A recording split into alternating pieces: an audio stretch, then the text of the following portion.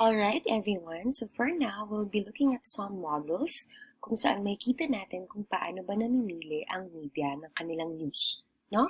So in studying news, we need to explore three linked features of production. Ano nga ulit yung tatlong yon?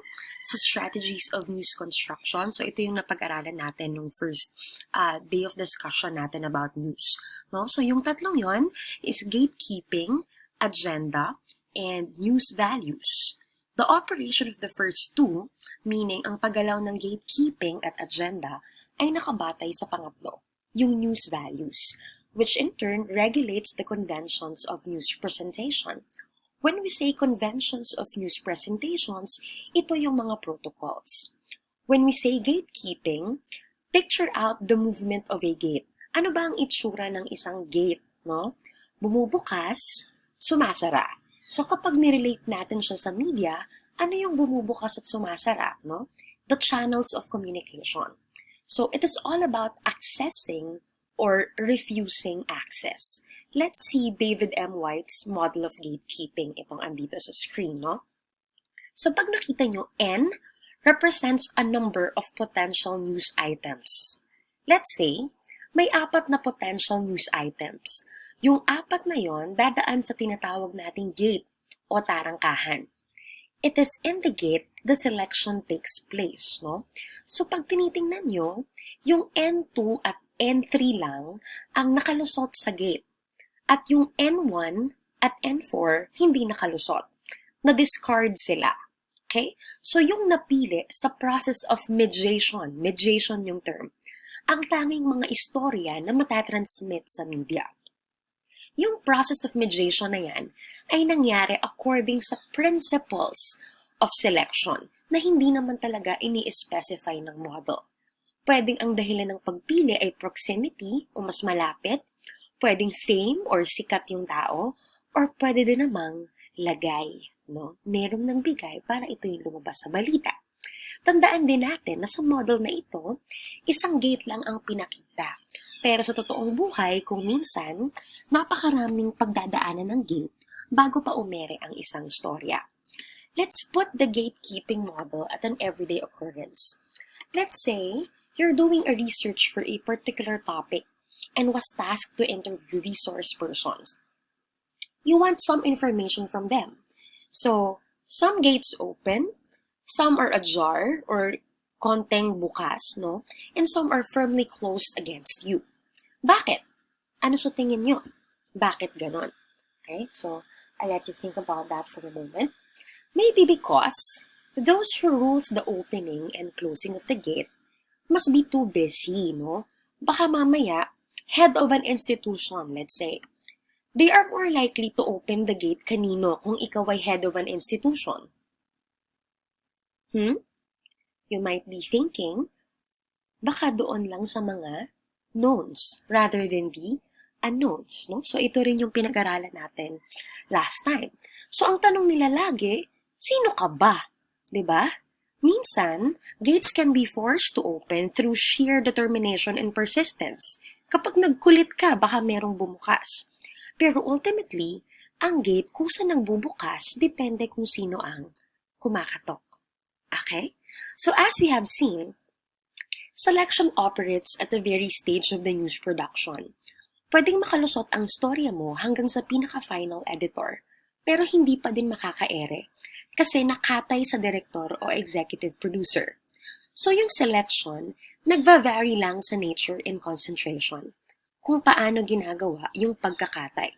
So here, AZ-based pose a double action model of international news flow na pwede din naman natin gamitin sa ating mga local news. This model identifies 2 stages of production. Stage 1 is news gathering. Stage 2 is news processing.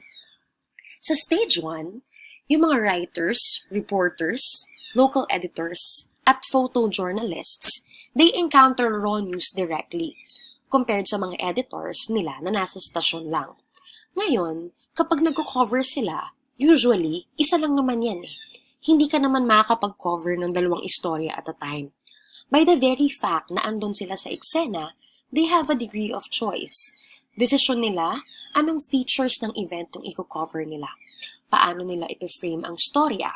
May selection bang nangyari? Yes, kasi there's 1,001 ways to report a story. The reporter decides which one. Once the report reaches the station, mas dumadami yung pressures ng pagpili. Remember, hindi porket na ipadala mo na ang report, makaka-ere ka na mamayang alas 6. Anytime, pwede kang makatay. Tandaan, ang daming nagpapadala ng storya nila at meron ka lang 90 minutes plus commercials pa. So anong gagawin ng editorial team? Babalansehin nila yung storya mo against sa iba pang mga storya.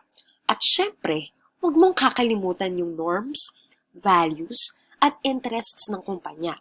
Kapag nakasurvive ka sa dalawang stages na ito, yung complete product na ang mapapanood mo mamayang prime time. A very timely discussion will be, yung tinatawag natin gates and times of crisis. Okay? If you can remember, back in the days nung pumutok yung Taal, some of our representatives sa government said that they will sue, FIVOLKS, kasi nagtatago daw ng information sa atin that we could have prevented whatever it is na nangyari doon kung nabigay lang nila sa atin yung tamang information. Okay? At another example is itong pagdami ng COVID-19 cases just 2 Fridays ago.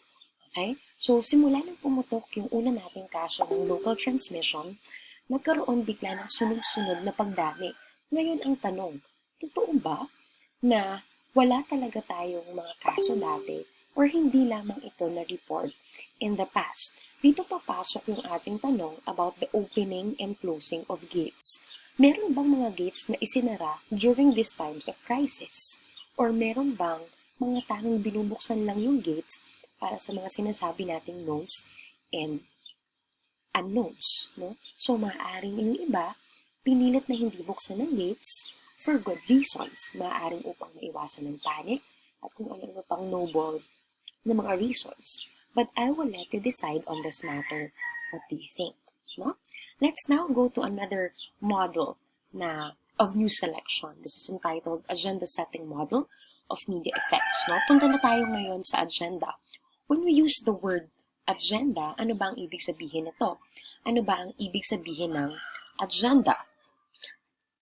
Some of you might be very familiar with the word, pero ngayon, pwede natin siyang gamitin sa media. When we say agenda, this could be list of items, schedule, program, timetable, line-up, list, no? To-do list or plan. No? An agenda is a list of items, usually in descending number of importance. Madalas natin itong naririnig sa mga meeting. So, ang mga meetings may list of agenda. Kapag ang isang topic o issue hindi nakalista sa agenda, hindi siya madidiscuss unless ilagay mo siya doon sa others. Sa huli, ang chair of the meeting pa din ang magde-decide kung madidiscuss niya ang item na yun or hindi. So same din sa pagpili ng mga news items, nakadepende sa pinaka-boss. As far as the media is concerned, one might say that the overt agenda o yung obvious na isinasama sa balita ay kung ano yung gustong malaman ng publiko. Yung mga balitang of utmost interest sa public. Pwede nating isipin na ang media, kung ano ang nire-report niya, ayun yung kailangan at hanap din ng audience. However, it has to be acknowledged na hindi ganoon sa totoong buhay. May competing interests, may rival ideologies, conflicting priorities. Kagulo yan. Those whose discourse dominates, yung mga tinatawag nating media elite, yung pinag-aralan natin kay Noam Chomsky, na 5 filters of media, yung mga bossing, yung mga nasa upuan, sila ang mamimili ng pag-uusapan at kung kailan at paano ito ilalabas. So in the media industry, kung saan the reporter might wish to pursue certain agendas, yung activity pa din nila will be reined in by agendas of ownership and control. Okay? Remember, if the public look to the media for news, what the media decides is news is what the public recognize as news. Kung anong sabihin ng media, yun ang balita. I have here some of the issues na pinag-usapan sa Twitter 2 weeks ago. Okay? Pag nakita natin ang mga issues tungkol kay Nadine Lustre, ABS-CBN franchise, at COVID-19, yung mga issue na naka-receive ng iba't ibang media attention, no? So pag tinignan nyo, yung public perception ng issues na mga ito, nakikita din ng masa bilang mga mahalagang balita. Ang pinakamaliit naman ay yung hashtag Thank you Namjoon, no? So ang tingin din ng public, hindi ito ganun kahalagang mga balita. So kung gaano karami yung ibibigay na atensyon ng media sa isang particular issue, tatanggapin yon ng publiko bilang mga mahalagang balita. So that's the agenda setting model of media effects, and we'll have more of these models in our upcoming discussion. So see you soon, guys, and be safe.